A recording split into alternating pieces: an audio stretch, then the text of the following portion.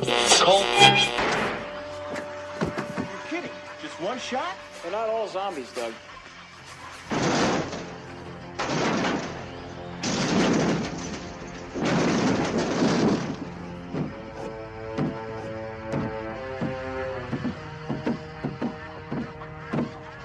How do you fight this thing? Maybe we could drown it in A1 sauce. Well, sometimes that is better. The person you put up there ain't the person that comes back. It's a dance song to get down with. About 6 feet under. Get there. Ooh, I love this song. I'm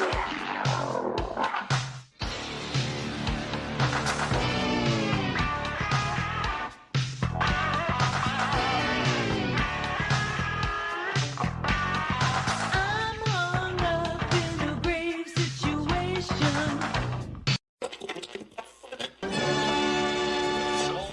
And now we come to the thrilling final episode of our radio drama. Hello and welcome to episode 199 of the Rotten Views podcast. Getting so much closer to that episode 200, which I'm probably going to record actually after this episode. I don't think I'm going to do anything special for it. It's probably just going to be another episode, but like I do with every episode, I say thank you for showing up. So thank you everyone for showing up to this episode. I appreciate it. I appreciate everyone for sharing the episodes, for tuning in each and every single week. Last week was our first anime episode, which is doing fairly well in the context of everything else around it. I know I didn't really give much warning for it, but it was a fun episode. I enjoyed it a lot, and I'm probably going to do some more anime episodes down the road. We will play it by ear, maybe do a couple here and there, just fit them in where I can and see how they do. And if you guys enjoy them, we'll keep them into the regular rotation of the podcast. If not, maybe we'll just make them as a little side personal content for myself to upload on YouTube and whatnot. We'll see how it goes. Maybe I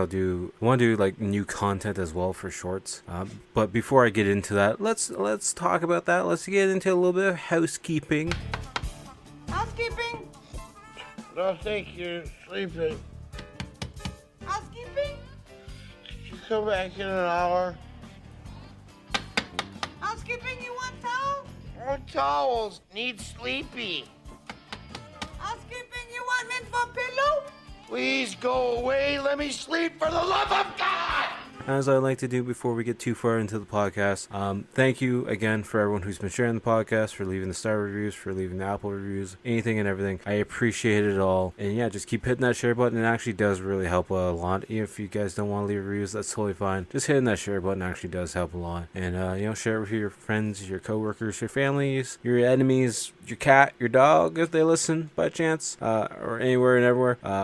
Just hit that share button. Takes a few seconds of your time, but it means a lot to me and I appreciate it. But yeah, back to like the shorts content is what I want to do. I think it would be kind of neat if I do like a trailer reaction, or maybe a reaction to an episode, and just make it a minute long reaction where I can try and sum it down in a few words, something different. I'm sure there's probably people out there that already do that. I know there's a lot of anime content creators out there that might do it, so maybe I'll do a little bit of research and see. Maybe it could be something fun. Maybe it's something that people don't want to see at all. Who knows? I really personally don't know, but maybe it's something new to try. Yet another thing I can add to my ever-growing list of things I want to accomplish at some point in time.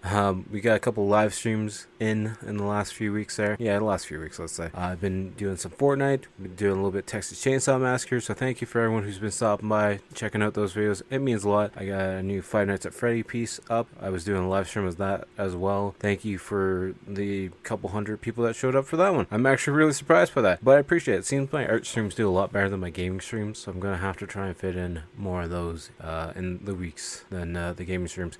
I enjoy the gaming streams, and I want to make those in the short content as well, but we'll see, because I also got the weekly gaming video that drops every Wednesday, in case you guys didn't know. A lot of that content comes from my live streams over the weeks, so I have a catalog built up of those. But I also will be doing some more old school gameplays. I also just picked up tonight Jaws Revenge on the PS2, and also GTA Liberty City Story Stories, which I've never actually played either game. So we'll probably make some YouTube content out of that one as well. I'm looking forward to playing both of those and dusting off the PlayStation. I love the PS2. It's one of my favorite consoles. That and then 64 and the PS1. So we'll make some more content with those as well. But while we're here talking about all this stuff, if you guys could give me a follow on social media at Typhonstein, pretty much on anything and everything. The links will be down below, but you can find me on X, you can find me on TikTok, you can find me on Instagram, Facebook. The main thing being that YouTube channel, where, like I said, post weekly. We do live streams. We have the weekly game video coming out every Wednesday. Once we hit that 1,000 sub mark, we're going to be giving away some free artwork to 1 or 2 lucky watchers, viewers. And yeah, I don't know really what else more to say about that. Also, if you guys are, a little bit thirsty, because I know where I am in Ontario, it's goddamn hot. It'll be raining 1 second, and then the humidity just comes in and kicks your ass like Mike Tyson in a boxing match, hopefully, which will be Mike Tyson versus Paul at some point in time. But that's besides the point.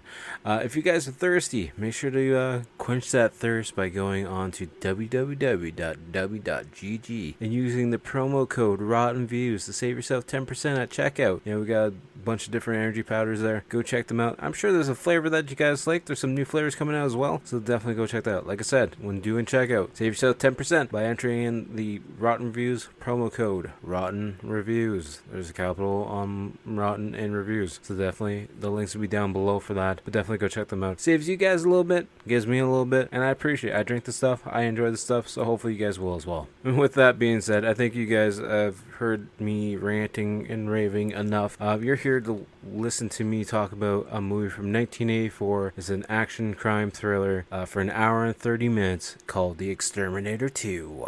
This one's actually going to be a first time watch for me. I'm watching it on Tubi. It does expire in 8 days, it says here. I'm not sure if that's going to actually happen or not, because I've noticed with my personal experience, sometimes when the movie says it's going to expire, it doesn't actually leave in that set amount of days. So, and sometimes when a movie does leave, it does come right back, and you can probably find it on YouTube or in like the Walmart cheap $5-10 bill section as well. But yeah, I'm watching it on Tubi right now. A description as read on Tubi is: Dreadlord X and his army of thugs have declared war on New York City, but they have yet to meet someone like the torch-wielding Exterminator. Directed by Mark Buntsman. I almost said Bruntsman, but it's Buntsman. He's the director and also one of the main writers, and he's also known for doing, according to IMDb, he did the original Exterminator in 1980. He was the accountant in 1998's Love Kills.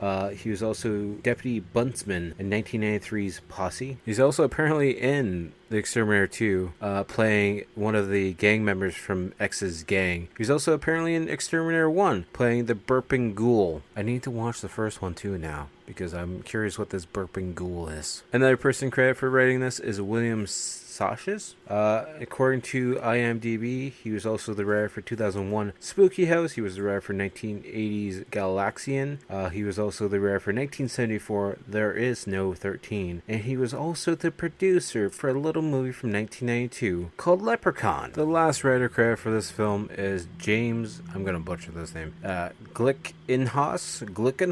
According to IMDb, he's best known for being the writer for 1982's The Soldier. He was also the writer for 1988's Shakedown. He was the writer for the original Exterminator from 1980. He was also the writer for 1995's Time Master. And we're also going to be adding Shakedown to the list. Like I said, it's from 1988. It's an hour and 52 minutes, but it's starring Peter Weller and Sam Elliott, and I definitely need to watch this one. It's an action crime drama. We won't be watching that for the next week's episode, but it's going to be fit into the podcast schedule at some point in time, because it sounds interesting. But you guys are going to have to wait to hear what it's about, okay? Unless you look it up on your own. As always, like we do with the podcast, I like to talk about 1 or 2 or like 3 of the actors that are now in the movie. I didn't do that for the older episodes, but it's something I want to do, keeping up with the podcast and going forward. So one of the people that we're going to talk about is, of course, the lead, played by Robert Ginty, who is best known for being John Eastland in the Exterminator movies. He was also the writer of 1983's Warrior of the Lost World. Sounds interesting. He was also Duke Evans in 1989's The Bounty Hunter, and he was also in 29 episodes of The Flying Misfits from 1976 to 1978. I have no idea what that TV show is about. I have never heard of it ever. He was also in a bunch of TV shows, just like 1 or 2 episodes here and there.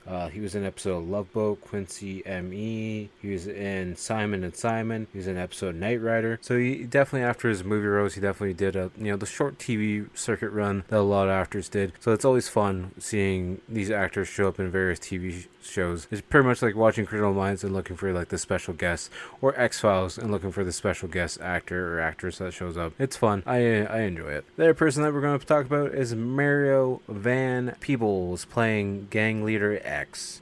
He's best known for being in 2003's How to Get the Man's Foot Out of Your Ass. Yeah, that's an interesting title for a movie. It's a little bit long-winded, but whatever works, I guess. He was also in Jaws of Revenge from 1987. He was in Panther in 1995. He was also in Heartbreak Ridge in 1986. And something I just got to mention, he was also in 3 episodes of Z Nation. If you guys haven't watched Z Nation, you're really missing out on a fun zombie TV show, which was on Space. I don't even know if Space is even a channel anymore, to be honest with you. I don't have basic cable or satellite or anything like that, so I don't watch any of this stuff. But I did watch Z Nation because you've watched it all on Netflix, I believe. Fun comedy. It's not. It's a zombie show that's meant to be serious, but the way it's done is definitely a comedy. Definitely go check it out if you guys haven't. And Black Summer is the prequel to it, so definitely go check that out as well.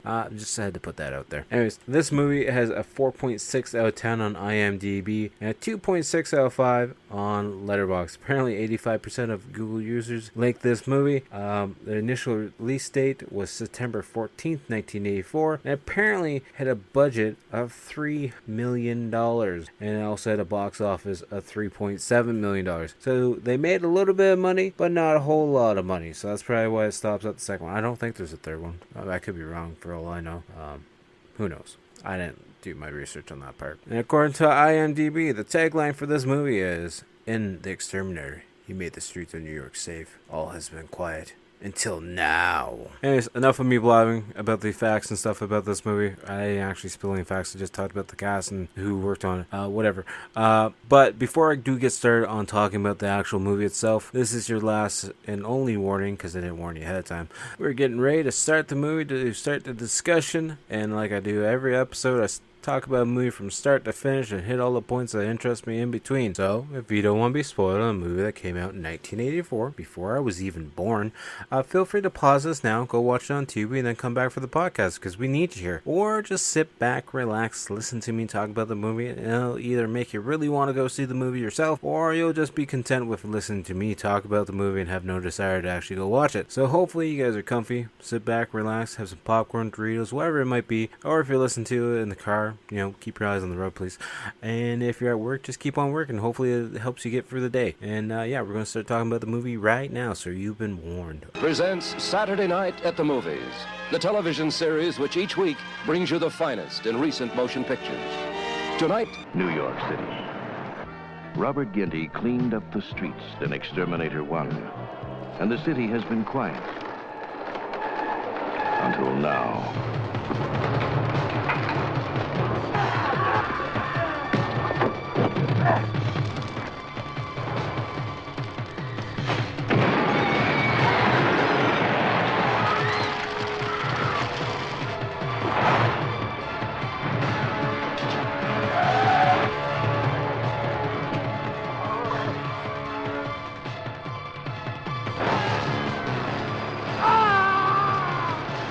Just innocent people getting hurt. No matter what you think, no matter what you say, nothing you can do. Maybe.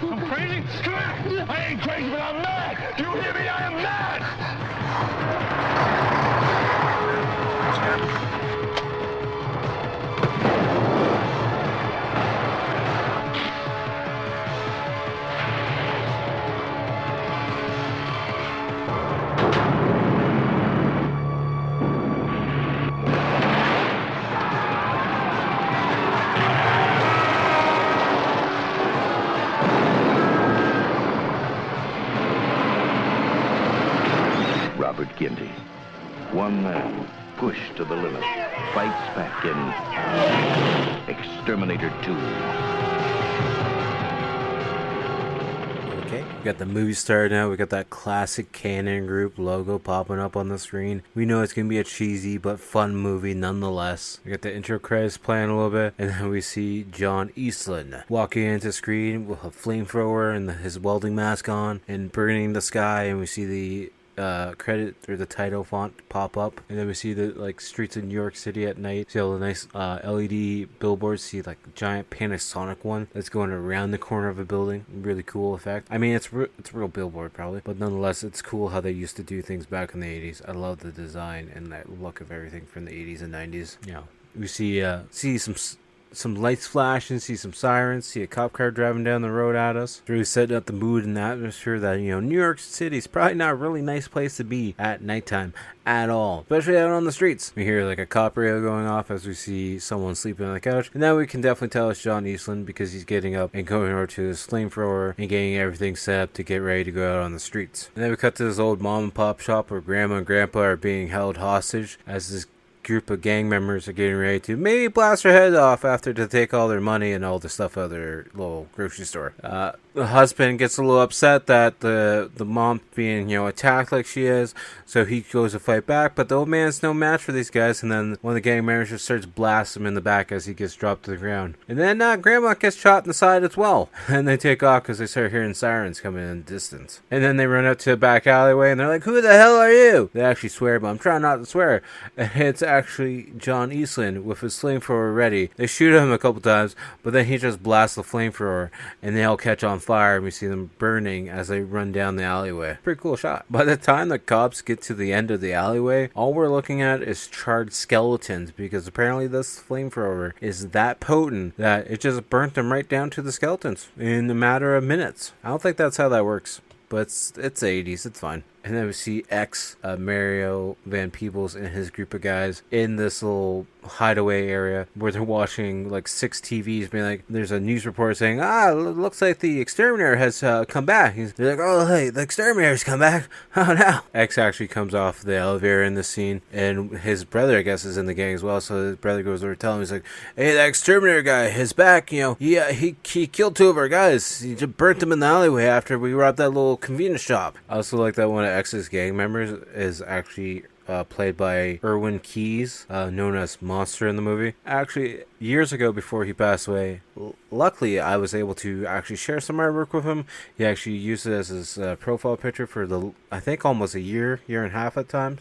Conversated back and forth with him. Sadly, you know, he left us years ago, but he's a very fun actor, seen in a bunch of like B movies and horror movies. So definitely go look him up if you guys haven't seen him before. So then cut to Eastland, who's at a bar just hanging out, having some drinks, looking at a newspaper, and apparently we come to find out there's a stripper pole inside this bar as well, because he just starts watching the lady do some weird ass white girl dance moves. She doesn't so much look like a stripper, more or less like she's going to work out and do some Pilates or some yoga or something along those lines. Not so much a stripper. And then next thing you know, we see Eastland taking her home. Actually, he's not taking her home. I guess she's taking him home, because she's like, oh, I didn't expect anyone to actually be here. Just let me clean up my little coffee table that has magazines on it. He's like, oh, maybe I should go. She's like, no, please don't go. Please stay. And then we cut back to X, who's giving a speech to his gang, and he's also wearing almost like a wannabe Wish outfit from like Mad Max, where he's got like a football chest plate on, but it looks like it's made of like car parts and metal. I don't know what the whole look is, but whatever works for him. You know, it's the 80s, it's fine. He's pretty much doing the Walmart or Costco prep call when, you know, they're getting ready to start the shift, and they're trying to pump up the group for the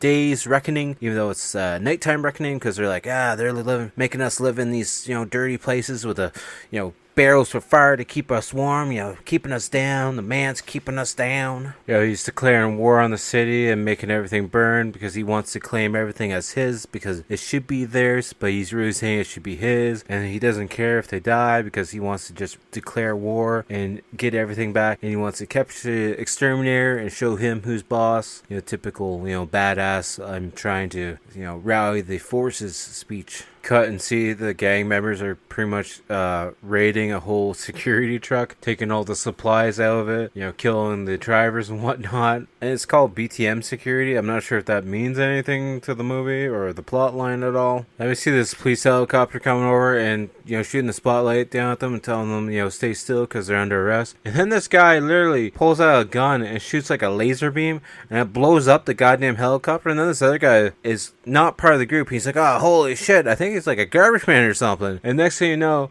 we see him getting into his giant ass transport and driving the truck right towards the gang. Because, he's tired of these gangs trying to take over his city. But before that happens, we actually see the helicopter on the ground because apparently it landed really close to them. And two of the gang members are watching the pilot inside just burn alive. And then we see a grotesque burnt face. But yeah, we then see BG is the garbage truck driver, and he's driving his garbage truck right towards the gang members and getting ready to try and murder them because he's tired of their crap. And his ex's gang get away with the truck. They also have one of the security guards still stuck in the truck. And then we see them carrying the security guard out as pretty much as a cross, like they're gonna crucify him or something. Not really sure what's gonna happen right now. X is leading the walk as they're walking down into the subway system for some reason. We see them down in the subway train system, and they have the guy out on the tracks, and then they lean him up against the side rail. And they cut the one cord so the light actually turns off, and we just see a red X because of the cross he's on. And then we see them letting him go as he falls down onto the train tracks, gets electrocuted, and then of course the subway train comes and runs him over anyways. So he's definitely dead. Then outside we see their lookout spider up in a tree because that's where his lookout spot is. And then out of nowhere we just see Eastland walk in, and the spider's like, oh no! And then the whole tree and spider go up in flames. And we see BG driving his garbage truck, and he's pulling out of the area, the business shop, wherever they run, the factory, whatever. And BG's a nice guy because he's feeding half his lunch or breakfast to Frank the dog.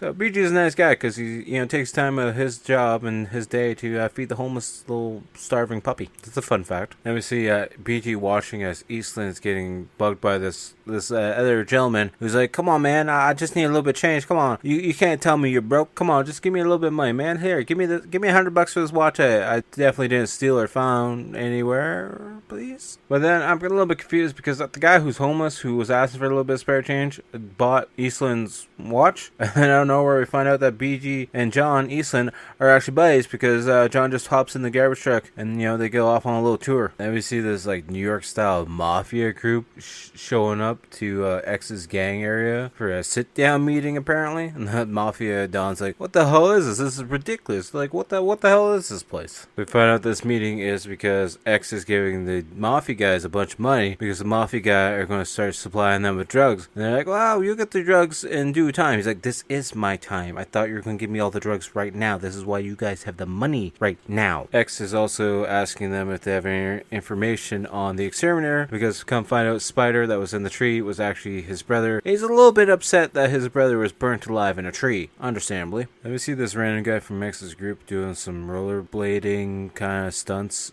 As he's got his hat out, people are putting change and stuff in it. And someone puts a package in it, and he takes it to X. And X is requiring someone to do a test run on. This, I guess it's the drug. Maybe that's what the whole system was set up for. And we see the random rollerblade guy going down the sidewalk. And out of nowhere, we see this couple coming out of the movie theater. Rollerblade guy just scoops up the girlfriend, puts her on his shoulder, and zooms off down the sidewalk. And then next thing we know, she's at X's, compound area. And they're heating up the drug in a spoon over a candle and getting ready to, I assume, inject it into her or make her drink it. I don't know, I'm not too sure yet. Yeah, they're getting ready to inject her because one of the lackeys pulls out a needle. So we might see a needle injection scene in the movie. We don't actually see the needle go in her, but we hear her scream when the needle does get close to her arm, and then she just calms down and just kind of, I don't know, mellows out, falls asleep. One of the two. She's drugged up very quickly though, so I guess it's very potent, strong stuff. It's now nighttime, and we see John is still driving around with BG, and they're getting ready to go hang out, I guess maybe at a bar or something. And John's like, where are you going practicing? And BG's like, anywhere I want to. I can just break anything and just, move this little barrier. And look, the truck fits right there. It's fine. Of course, the bar that they're going to was the bar that John was hanging out before, and he sits down as BG's, dancing up with the crowd, and of course that stripper wannabe comes out. Caroline comes out, and of course she's got John's full attention. We see BG and John leaving, and Caroline's coming with them. And Caroline's like, "So, did you guys drive here?" And he's like, "Yeah, we did." And she's like looking at Caroline. She's like, "Is this it?" And she's like, "No, well, it's actually over here." And she's like, "What is that?" It's a garbage truck, to be honest with you. It ain't just any garbage truck. It's my garbage truck. Let me see the three of them in the truck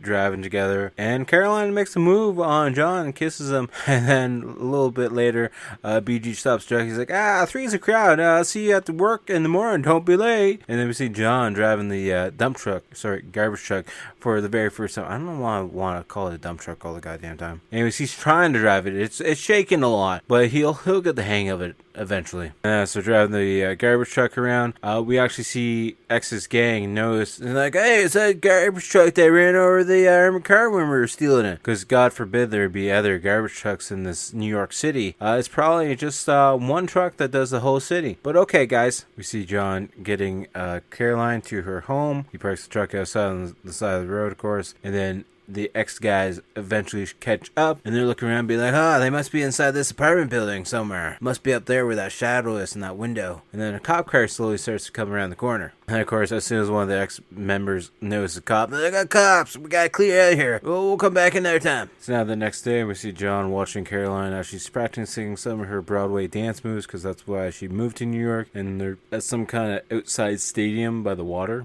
somewhere. Not sure where, but... And as they don't notice, because John's celebrating, he's like, "You did a great job, you're the best dancer ever." And the whole time they're doing this, they don't notice that the ex-gang is on the rock cliff behind them, just watching the whole time as they're sitting down talking, because they've been following them the whole time since the last time they saw them, I guess. Either I'm not sure how they knew they were inside the garbage truck. Then we cut and see this one random group of like street performers, like doing some dance moves, break dancing and whatnot, and doing some weird positions and whatnot. And John and Caroline come up on them, they kind of smile at them watching, just being like, "Oh wow, they're amazing." Then one of the street performers grabs Caroline's hand and makes her come in on the dance with them. And John's like, "Caroline, hi, over here. Caroline, what are you doing? We gotta go. I gotta go to work at some point in time, probably, because I just started a new job and it's already daylight out, so I'm assuming I probably already gotta be there." And then Caroline takes off to the washroom to go clean up her face, I guess. And that's when we then find out the ex-gang has been waiting in the washroom stalls the whole time for her, and then she starts running away, screaming, and then a police officer on horseback hears her screaming, so he starts coming towards the commotion, and that's when one of the ex-guys is chasing her. It does like a baseball slide in front of her and just takes a baseball bat actually and whacks her in the shin, and she falls down the hill. We see a slow motion shot of John chasing towards the screaming, and the officer on horseback chasing as well. And then we see the ex-gang members just starting to beat her, kick her, and hit her with the baseball bats and the other various pieces of wood. And then the cop shoots up in there, and the ex-guys take off. Then next thing we know, we see John talking to the doctor and saying, "Did you know she was a dancer?" And the doctor's like, "Well, she's gonna need as much support as possible then." And then we see BG and John taking her home, and she's stuck in a wheelchair. She's got a bunch of flowers and stuff. They're trying to make her feel as happy as possible, but we're making it sound like she's never going to be able to dance ever again. See the ex-gang members in a random alleyway that just got done mugging and stabbing somebody. We hear it coming over the police radio, and then we see the flamethrower and the helmet, and then we see John walking in the flamethrower outfit as the shadow, and then next thing we know, we see fire just filling up the whole screen, and the two guys just mugged the other guy are now charcoal. And then we see X having this little like building up montage as he's like doing one arm push up, as he's hearing the thoughts of people talking about the Exterminator and how he's burning his gang members, and thinking about how his brother died because he got burnt alive in the tree, and he's doing these push-ups all in the elevator while he's going up to his gang hideout. Then we jump back to John, who's helping Caroline with her leg exercises, helping her with her physical therapy to try and get her back into the motion of being able to walk again, because apparently she can't walk at all all, but yet she doesn't have any cast or anything on at all. So I'm not sure if it's just her hip. I don't know if it's her leg in general, what the problem is, but there's something wrong with her. But yeah, she doesn't have any cast on, so I guess that's fine. I don't know. I've personally been lucky enough to never been one who's broken a bone. Knock on wood for now. And then BG shows up at Caroline's house as she's yelling at John to go away because, you know, she doesn't want him pushing her anymore. She doesn't want to be in the wheelchair. She's never going to be able to dance or walk again. She's just going to be able to limp. And then as John's getting ready to leave, he's like, you know what, PG, there is something else I want to do. And the next thing we know, we see them at the garbage dump spot, and they're putting on a snowplow in the front of the dump truck. Garbage truck. God damn it. And then we see them going inside the waste management area, and BG's moving a crane to move some scrap out of the way. He's like, I've been saving that crate just for a time like this, and it's all we're going to need. And it's like a big ass shotgun or some ammo of some sort. It looks like shotgun shells, and I believe there's a shotgun, or maybe there's a chain gun in there, for all I know. I don't really know because it's a really dark scene, and I wasn't 100% sure what I was looking at. It's now nighttime, and we see them still drive around, and off to the side, he's like, hey, look over there, John. Looks like there's some garbage over there that needs to be taken out because it's a couple of the X guys. We see the X gang members going down the stairway into this little tunnel, and then we see BG drop down behind them and be like, hey, you punks, come on, let's fight. And then he's like walking towards them, they're walking backwards, and then we just see John pull around with the garbage truck, like pinning them in, and they kind of run away scared. And then we see BG taking out one of the guys, and then one of the gang members has a gun towards BG, and that's when John just pops up beside him with a shotgun. And the guy's like, oh, okay, yeah, I'll drop my gun now. They make the guy crawl over to the garbage truck, and then they tell him to get up on his knees. He's like, where's your friends? And then the guy won't answer him at all, so then John starts slapping him around a bit, and BG opens up the side door into the garbage truck. He's like, hey, how about you get inside the garbage truck then, and give you somewhere to sit, that way you can remember where your friends are. The guy finally gets into the truck, like into the compact area of the truck. He's like, I can't tell you or they're gonna kill me. I just can't tell you. And then BG's like, the truck's still hungry. So then BG starts turning on the actual compactor part of the truck to try and, you know, make the little X member a little bit more compacted. And as the compactor's running, we see garbage bags, you know, falling all over the guy, and he's screaming for them to stop. But we just hear the truck crunching around a little bit more, and he gets to the open door, and he's like, all right, I'll tell you guys where it is. I'll tell you guys where my friends are. Just please don't kill me. Please don't kill me. They lock the guy back up in the compactor area of the truck and starts to drive away because the guy gave him the address somewhere in Brooklyn. So he's like, he was nice enough to give us the address, so we'll just keep him back there and we'll come back them all once we're done. We then cut and see the mafia guys back at X's area. He's counting over the money so they can do the drug exchange, and then I guess the guy in the rollerblades is now X's second in command because he's standing there. I'm assuming Spider, his little brother, was the second in command at one point in time, but you know, he's dead now, so it's kind of funny. The mafia guy has his second in command go to get the drugs out of their car that they brought, and apparently their car that they brought is a hearse because he pulls out a goddamn casket with the drugs inside of it. Out of nowhere, we see BG and John driving their garbage truck through the factory that the X gang and the mafia guys are doing their deal on. As they are driving through this factory building, BG actually jumps out of the truck to grab the bag that was on the table for the meeting. So he's either grabbing the drugs or he's grabbing the money. I'm assuming it's the money. And then he jumps back onto the side of the garbage truck to get in. And that's when X just lays lead into him because he has a little machine gun. And he just probably lays a whole clip and a half into him because it's slow motion. And then we just see John freaking out because his buddy's dying, and he's driving the garbage truck still through everything and running over different cars that are parked inside this building. We see John getting out of there with the garbage truck, and he gets to a spot where he lays, BG down, covers him up, and takes his dog tags off him because now he's getting ready to get revenge for his girlfriend and now his best friend. Well, I'm assuming his best friend. And we see John calling Caroline's house, but of course Caroline's not answering because inside her place is trash. She's naked, and a giant red X is painted on her. We then see an angry John getting ready to pretty much weld the truck back together, and the whole time we're seeing this, we actually see the other guy is still stuck in the back of the truck. He's eating some random food that he's finding and then just spitting it back out because he's like, it's garbage. John is pretty much getting ready to turn this garbage truck into some kind of war machine weapon, essentially. And then John walks over to the side door and unlocks it, and the guy hears in the back. So he gets out and starts running away, because pretty much it was just John's plan to let him go back, tell X, that they're pretty much coming for him, and he's pretty much going to use him as, probably like a rat or a follow point, because we do see the guy walk right down the subway tracks right to X, and he's like, hi, I should have been there with you guys, but I got stuck with some other issues. That's when he's like, I was stuck with the guy with the garbage truck that had me stuck in the back of it, but I came here to tell you something that you don't know, because the guy in the garbage truck and the guy with the flamethrower, it's the same goddamn guy. He's the exterminator, man. And then X, jumps on the guy when he's got his back to him and literally just snaps his neck, because X is pissed off because, now he knows who the killer of his brother is. We then see the warehouse door where the garbage truck is usually stationed, opening up. X is opening up, and then a bunch of his guys are coming in. And we see the garbage truck is now transformed because John pulls a lever, and a flamethrower comes out the back of it. And then we see a machine gun coming out the side of it, and he's getting ready to start killing X's men. The guys see that the bag that they're looking for is hanging from the ceiling, and that's when John pulls a lever inside, and the bag actually blows up, so the guys start shooting at the garbage truck. But the garbage truck has all this armor plating all over it now as well, because it looks like it's pretty much out of Mad Max. They're going to be ready for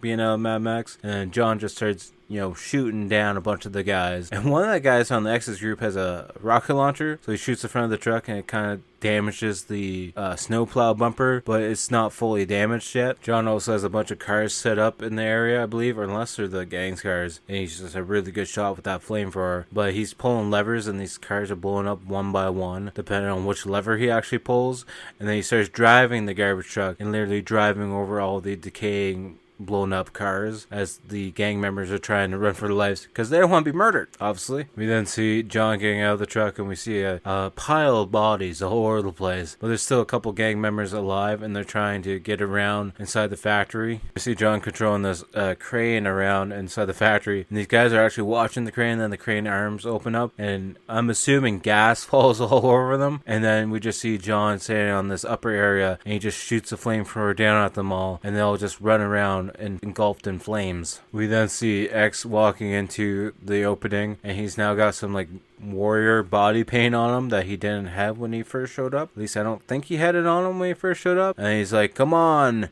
Exterminator, let's have a one-on-one battle. And we see John jumping down into this little pit area where there's train tracks. And then X is following after him. He's like, oh, you want to play some games, huh? And he starts chasing after him with his machine gun. But then John's around the corner with the flamethrower, just getting ready to pop at any moment. For some reason, John sets in the bag of money that I guess X wants. He also sets in the flamethrower. And then we see them running across the scaffolding up above. And X is chasing after him, shooting at him every now and then. He actually shoots him in the upper leg at one point in time. But the chase is still happening. And the next thing we know, we see John going down a ladder and going down some staircases to have X chase after him. The whole time X is like, hey, how does it feel now, John, to be the one being hunted like a prey, and I'm the predator? How does it feel now, bad man? And then we see John escaping from X and going back up the stairs again to where the flamethrower was that he dropped off earlier, and he's getting ready to get in on again, as we then see X working through this scrap metal area, just trying to find where John is. And now John has the high ground again. X is then, trying to find where John is. He sees a trail of blood on the staircase. So he decides to wipe his fingers in it and put some more warrior paint on his face. At first it looked like he was going to lick it. And I'm like, oh, please don't lick it. Please don't lick it. Please don't do it. X then sees the bag that he's been chasing this whole time on this walkway up top. And he's like, you know what, John? We all gotta die. It's just a question about when and how. And he goes over to the bag. And he gets ready to unzip it. And he sees the dog tags of BG. And he unzips the bag. And the whole bag blows up. And next thing we know, we see X's body in flames falling off this upper part and getting speared by the metal spikes below him. And then we just see John walking through this dark alleyway holding onto his welding helmet as he's got a pretty good limp going on because he got shot in the leg. As he's limping down this long hallway, he finally takes off the backpack as well for the flamethrower, drops it down on the ground, and we just see him walking out into the sunrise as the outro credits start to play. And that's the end of the movie. And I gotta say, I really enjoyed this movie. Actually, I thought it was a lot of fun.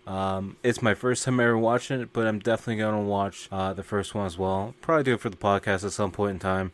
Sadly, I should have did the first one first, which would have made more sense. But since when do I ever do that? Almost never. So, but yeah, I thought this movie was a lot of fun. I enjoyed it a lot, so definitely highly recommend checking it out. Maybe you'll be able to find it on Tubi. Maybe it'll still be there. If not, I'm sure you can find it somewhere. On the Rotten scale, out of 10, I'm definitely going to give this one a 7. I thought it had a lot of good action. It plays for being an hour and a half or whatever, however long it is. It actually goes really fast, I found. Definitely really enjoyable. I love that 80s soundtrack as well. I thought it was great. So I highly recommend you guys check this one out at least once. Put it on your bucket list and at least watch it once. Give it a shot. I think you'll have some good enjoyment out of it. Which brings us to what we're going to be watching next week. Alright, for next week we're going to watch another first time watch. It's on Tubi as well. It's from 1981. We're going back to horror. We're going to watch a movie that's an hour and 26 minutes long. It's called Burial Ground, which I've never watched before. I've heard of it. But the description as read on Tubi is a splatter classic about a cursed country estate besieged by horny house guests and the unusual relationship between a mother and her creepy young son. What's the worst that could happen there? That sounds like a fun movie, so hopefully you guys will check that one out as well. And as always, make sure to check out the Toronto-based horror band that does the outro for each and every single episode of the Rotten Views podcast, Blood Opera. You can find all the links down below, but you can find them on Spotify, SoundCloud, Instagram, Facebook, YouTube. But yeah, definitely check them out on Spotify. Give them a follow, subscribe to them, check out their newest album, and as always, check out all my social media links down below at Typhonstein.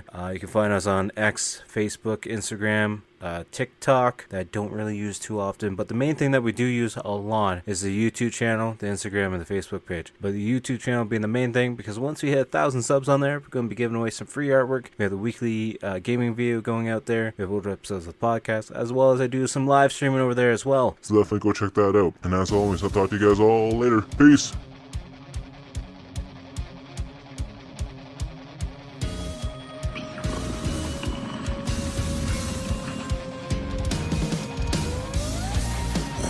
Whisper in the classroom, the writing on the wall. What's blood for, if not for the shedding?